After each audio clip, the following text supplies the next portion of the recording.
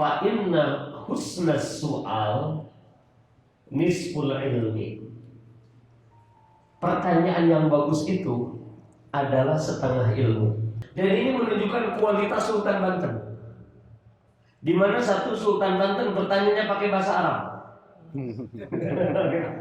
Bukan bahasa.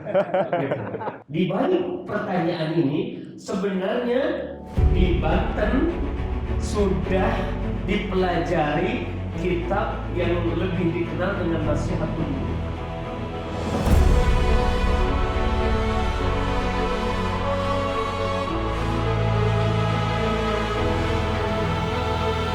Baik para hadirin jamaah rahimakumullah, selanjutnya kita akan dengarkan pemaparan terkait dengan konten atau isi dari kitab Al-Mawahib Ar-Rabbaniyah Anil As'ilatil Jawiyah yang ditulis oleh Syekh Muhammad Ali bin Alan As-Siddiqi Al-Makki, yang akan dikupas selama kurang lebih 30 atau sampai 40 menit. Karena kita targetnya sampai jam sebelum asar kita selesai.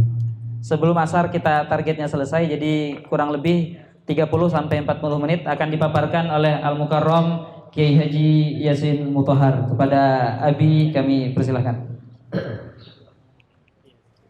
Assalamualaikum warahmatullahi wabarakatuh. Waalaikumsalam warahmatullahi wabarakatuh. Hamdalillah. وصليا على سيدنا رسول الله سيدنا محمد بن عبد الله وعلى آله وصحبه ومن تبع هداه وبعد. أشهد أن لا إله إلا الله وحده لا شريك له وأشهد أن سيدنا محمدا عبده ورسوله الذي لا نبي ولا رسول بعده. أما بعد فقد قال تعالى ولم يزل قائلا عليما. أعوذ بالله السميع العليم من الشيطان الرجيم.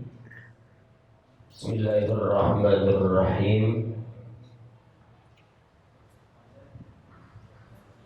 إن الله يأمركم أن تؤدوا الأمانات إلى أهلها وإذا حكمتم بين الناس أن تحكموا بالعدل إن الله نعم ما يعظكم. قال النبي صلى الله عليه وآله وسلم طلب العلم فريضة على كل مسلم ومسلمة.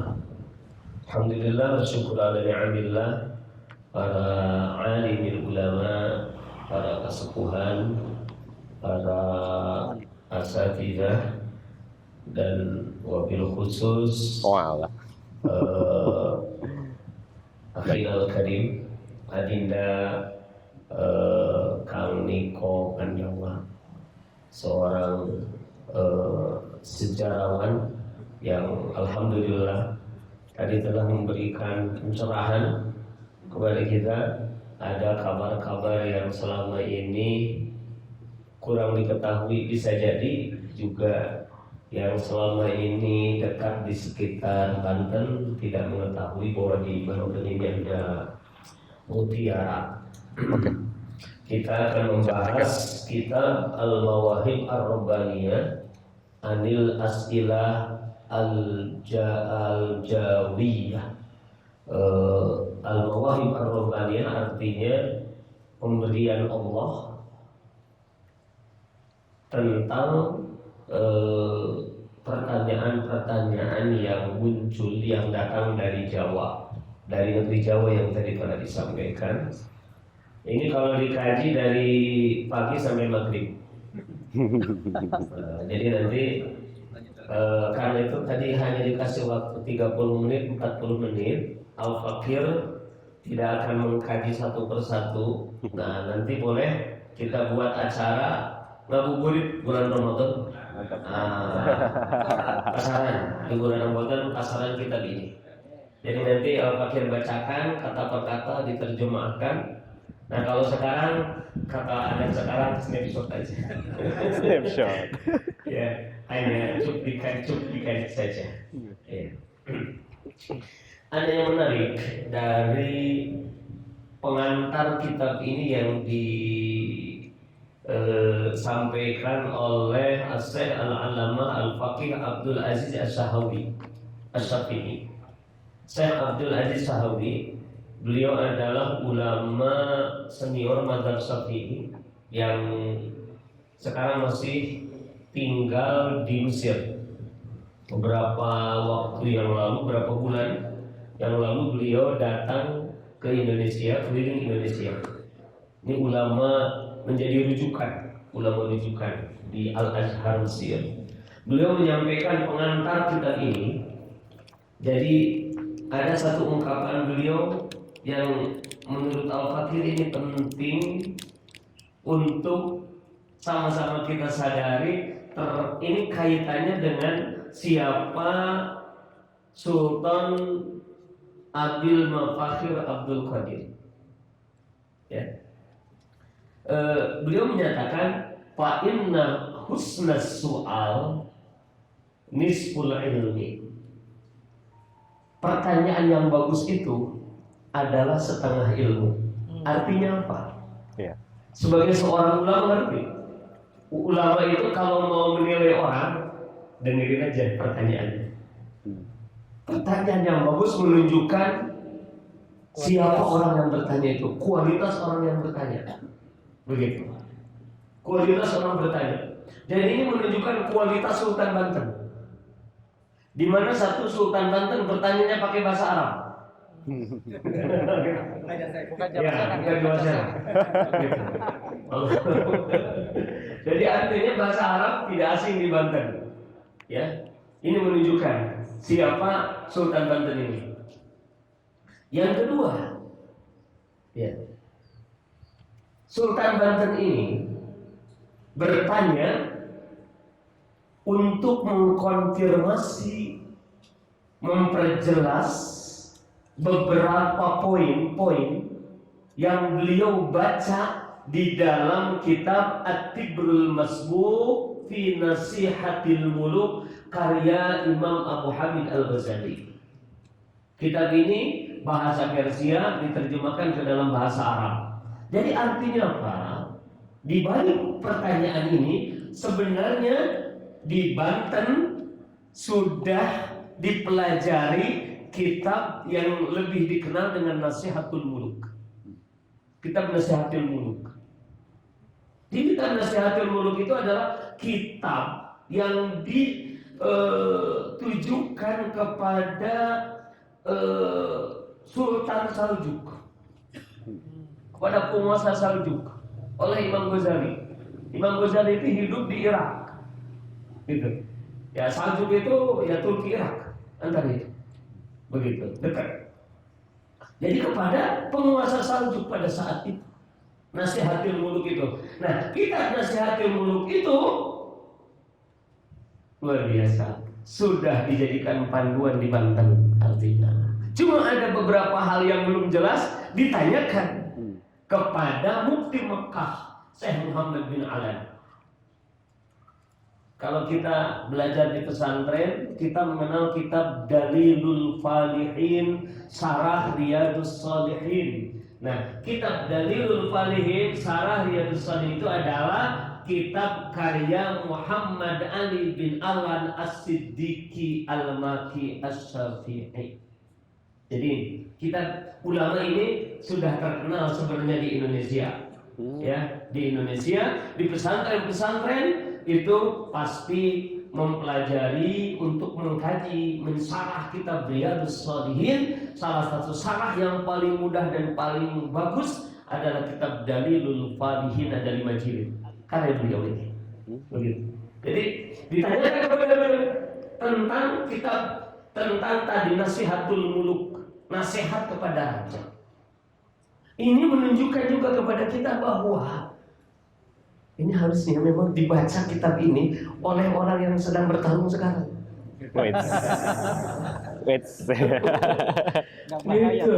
Harusnya kalau benar mau jadi raja di Indonesia, penguasa di Indonesia, harusnya baca kitab ini. Jadi kalau nggak ada yang tahu kitab ini, jangan dipilih. karena pasti kacau. Nanti di sini akan dijelaskan. Ada ini luar biasa.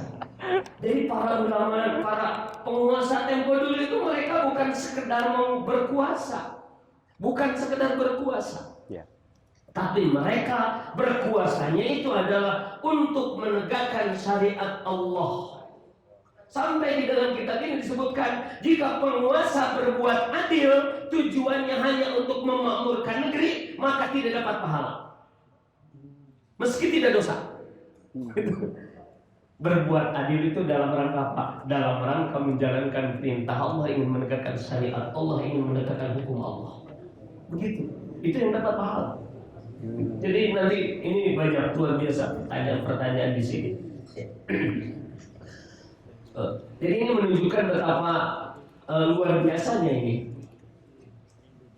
Banten, Sultan Banten pertama. Ya, pertama. Karena sebelumnya bukan sultan. Sebelumnya Panembahan Maulana. Gitu. Yang dapat gelar sultan pertama itu adalah yang kebutnya di situ. Ya. Sultan Abdul Mafahir Abdul Qadir. Jadi ini menunjukkan luar biasa. Kitab ini juga apa yang dilakukan oleh Sultan Abdul Mafahir Abdul Qadir ini menunjukkan betapa para penguasa tempo dulu itu terbiasa mereka menggandeng ulama. Kalau sekarang sama juga menggandeng ulama, tapi untuk put getter. Supaya banyak dipilih gandeng ulama, supaya banyak dipilih pakai pakaian ulama. Tadinya nggak pakai sorban, sekarang pakai sorban hijau. Yang dipilih, gitu. Kalau dulu mereka mengamalkan kaidah bahwa al-muluk hukamun 'alan nas wal ulama hukamun 'alal muluk. Itu dia. Para penguasa, raja-raja itu adalah mereka penguasanya rakyat, dan ulama adalah penguasanya raja-raja. Jadi yang di atas itu adalah ulama. Ini ditunjukkan di sini bagaimana penghormatan Sultan Abdul Mafahir kepada ulama. Sampai di sini nanti ada nasihat dari Syekh Ibnu Alan itu kepada Sultan Abdul Mafahir untuk tidak menjauhi ulama, untuk melibatkan ulama dalam segala keputusan-keputusan. Begitu. Ini luar biasa, ya. Yang disampaikan di sini. Nanti saya akan jelaskan satu demi satu pertanyaan itu. Dan kita hari ini merindukan itu.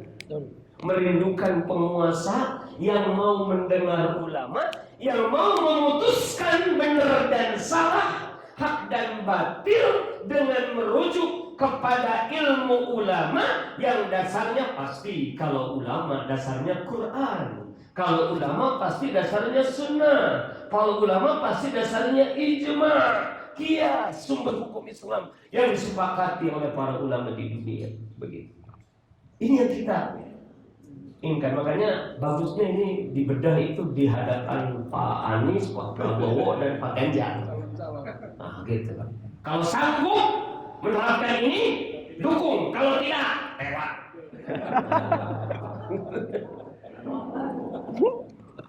Begitu ya? Supaya tidak sia-sia ini dukung-mendukung itu. Berkuasa itu bukan sekadar untuk berkuasa. Karena kekuasaan di dalam Islam itu dijelaskan oleh Imam An-Mawardi As-Syafi'i dalam kitab Al-Hakam As-Sultaniyah. Jadi kitab Al-Hakam As-Sultaniyah ini kitab yang dikarang oleh Imam Mawardi atas permintaan penguasa. Sama. Zaman dulu itu begitu. Penguasa bertanya kepada penguasa bertanya kepada ulama, ulama menjawabnya dengan kitab Al-Amwal karya Imam Abu Ubaid. Itu pertanyaan dari para penguasa, sultan, khalifah di zaman Abbasiyah, kemudian dijawab oleh Imam Abu Ubaid dengan bentuk kitab Al-Amwal tentang harta kekayaan. Seperti itu. Begitu juga Sultan Banten bertanya 10 pertanyaan, dijawab dengan kitab.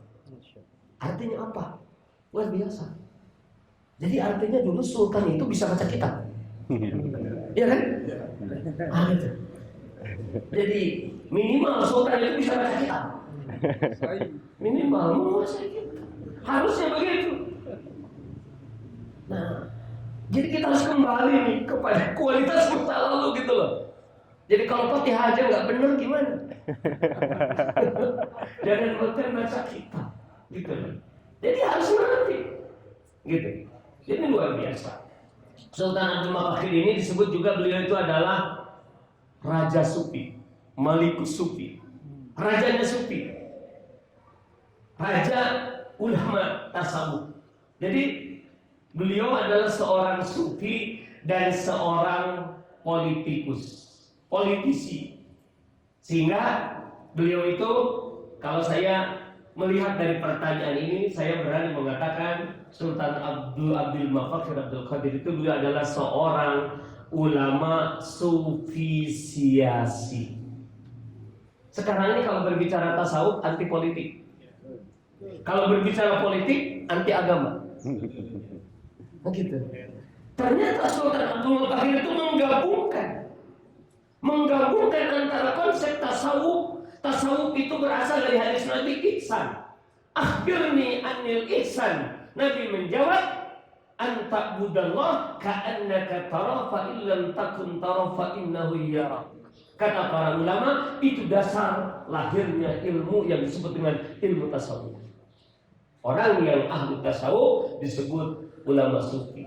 Syekh Abdul Qadir Jailani disebut Sultanul Auliya, rajanya para wali. Beliau adalah seorang sufi siasi yang mengubarkan semangat jihad, membantu Sultan Salahuddin Al-Ayyubi menaklukkan tentara salib, merebut kembali Palestina. Itu salah satunya adalah Syekh Abdul Qadir Al-Jilani.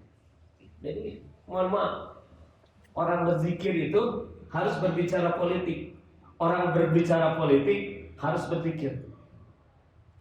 Inilah Islam, tidak membedakan antara spiritual dan politik. Kitab ini membuktikan. Kitab ini membuktikan. Di dalam kitab ini, pertama ditanyakan tentang siasat, urusan politik, ya, tentang masalah politik, tentang masalah hudud. Ya.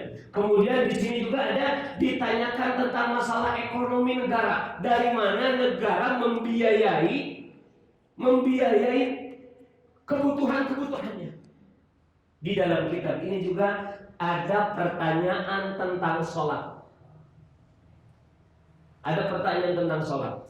Di dalam kitab ini juga ada pertanyaan tentang filsafat wujudiyah. Bertanya tentang sifat nafsiyah. Gitu. Bertanya